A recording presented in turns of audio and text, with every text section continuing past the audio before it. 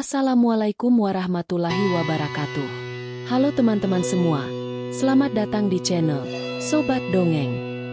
Di sini, kita akan bersama-sama menyelami cerita rakyat Beritan, sebuah desa yang menyimpan kisah-kisah misterius, legenda penuh hikmah, dan dongeng turun-temurun yang hampir terlupakan. Setiap ceritanya bukan hanya sekadar dongeng, tapi juga cermin nilai-nilai kehidupan, keberanian, cinta, dan pengorbanan. Jangan lupa untuk klik tombol subscribe, aktifkan lonceng notifikasi, dan bagikan video ini supaya lebih banyak orang mengenal cerita rakyat Beritan yang penuh makna dan keajaiban. Siapkan hati dan imajinasi kalian, karena kali ini kita akan mendengarkan cerita yang tak pernah pudar ditelan waktu. Di sebuah desa terpencil bernama Pucang Asri, hiduplah seorang wanita muda bernama Nui. Ia cantik, kaya, dan berkuasa. Sayangnya, semua itu membuatnya tumbuh menjadi sosok yang arogan, suka merendahkan, dan menganggap dirinya lebih tinggi dari siapapun. Setiap pagi, suaranya menggema di pasar desa, mencela penduduk yang menurutnya malas dan tak berguna. Namun, di sudut sepi desa itu, tinggal seorang nenek renta yang hidup sederhana, Nenek Rakiti. Ia jarang bicara, namun dikenal bijak dan dihormati oleh segelintir orang tua. Meski sering dihina oleh Nui, Nenek Rakiti tak pernah marah. Hanya menatap tenang, seolah menunggu waktu berbicara. Pada suatu pagi yang sejuk, Nui melintas di jalan sempit dekat kebun. Di sana, ia melihat Nenek Rakiti sedang duduk membersihkan akar-akar tanaman obat. Tanpa ampun, Nui menendang keranjang sang nenek, membuat semuanya berantakan.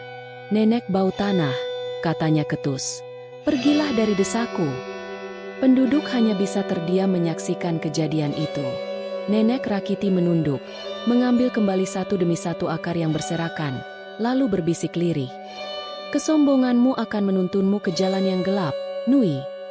Tapi Nui tertawa nyaring, tak peduli sedikit pun. Tak puas dengan sikapnya yang merendahkan, Nui mulai menyebarkan larangan. Siapapun yang terlihat berbicara atau membantu Nenek Rakiti akan dianggap musuh.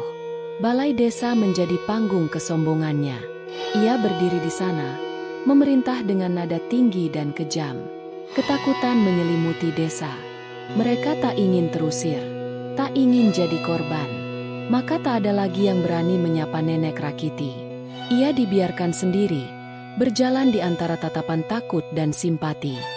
Tapi wajah sang nenek tetap tenang, seolah dia tahu, badai belum benar-benar datang.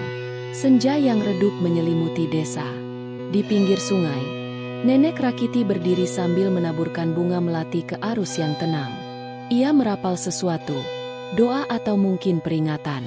Tak lama kemudian, Nui datang dan menertawakannya dari kejauhan. "Main-main dengan bunga? Hah, kau pikir itu bisa menghentikanku?" Tapi Nenek Rakiti hanya membalikkan badan. Wajahnya teduh, matanya dalam. Ia berkata, "Kelak, saat air di sungai ini berubah warna, hatimu akan ikut berubah, dan kau akan tahu rasa." Tapi Nui hanya meludah ke sungai, lalu pergi sambil tertawa keras. Esok harinya, Nui mengirim beberapa pemuda untuk merobohkan gubuk kecil Nenek Rakiti. Dengan alasan pembersihan desa, rumah sang nenek dihancurkan di depan mata penduduk. Namun yang mengejutkan, Nenek Rakiti tidak marah, tidak menangis. Ia hanya duduk di atas puing-puing itu, seperti seorang ratu di atas tahtanya. "Apa yang kalian ambil dariku? Hanya dunia," katanya pelan. "Tapi apa yang kupunya, tak akan bisa kau sentuh." Hujan turun malam itu, pertama kali setelah musim kering panjang. Angin membawa bisikan yang dingin, dan langit seolah menyimpan rahasia yang akan segera terbuka. Malam itu, desa Pucang Asri berubah. Angin berdesir kencang dari arah utara, membawa suara yang tidak biasa. Rumah-rumah bergetar pelan. Di tengah tanah lapang, Nenek Rakiti berdiri sendirian, memegang tongkat yang memancarkan cahaya samar kebiruan. Langit bergemuruh, dan dari sungai yang biasa mengalir tenang, tiba-tiba keluar semburan kabut putih. Kabut itu melayang ke arah rumah Nui. Di saat itu pula, Nui terbangun dari tidurnya. Lehernya terasa berat, lidahnya keluh. Ia berusaha berbicara, Tapi tak ada suara. Ia tersentak. Tubuhnya berkeringat. Pagi harinya, ia mencoba bicara di depan orang-orang. Tapi tak ada suara yang keluar. Semua terdiam. Semua mata kini menatap satu sosok, Nenek Rakiti. Balai desa dipenuhi warga. Nui duduk di kursi tengah. Panik dan tak bisa bicara. Wajahnya pucat. Tangannya gemetar. Di hadapannya, Nenek Rakiti berdiri dengan tenang. "Lidahmu kelubukan karena kutukan, tapi karena dosamu sendiri," ucap sang nenek. "Kau bicara terlalu banyak, menyakiti terlalu dalam. Kini kau belajar diam." Warga mulai berani bersuara. Mereka menatap Nui dengan kecewa. Sosok yang mereka takuti kini menjadi kecil, lemah, dan terasing. Tidak ada amarah di wajah Nenek Rakiti, hanya pengampunan yang dingin dan menyakitkan. Nui mencoba menjerit, memohon, memanggil siapapun. Tapi suara itu tetap tak keluar. Ia berlari ke tengah desa, menangis dalam diam. Ia terjatuh di dekat sungai yang dulu ia hina. Airnya kini berwarna keprakan, berkilau aneh. Bayangannya sendiri memantul, memperlihatkan sosok yang ia benci, dirinya sendiri.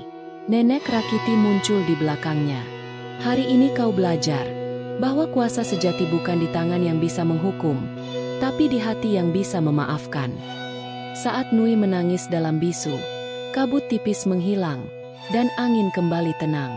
Pagi itu, Nui duduk di pelataran rumahnya. Rambutnya acak-acakan, matanya sembab, tapi wajahnya tidak lagi congkak. Ia tak bicara, meski suaranya perlahan mulai kembali. Penduduk datang, satu persatu, tidak untuk menertawakan, tapi untuk melihat apakah dia sungguh berubah. Dan benar, Nui mulai menunduk saat bicara. Ia meminta maaf, bukan hanya dengan kata, tapi dengan tindakan. Ia membantu memperbaiki gubuk Nenek Rakiti, membawa makanan ke orang-orang yang dulu ia hina.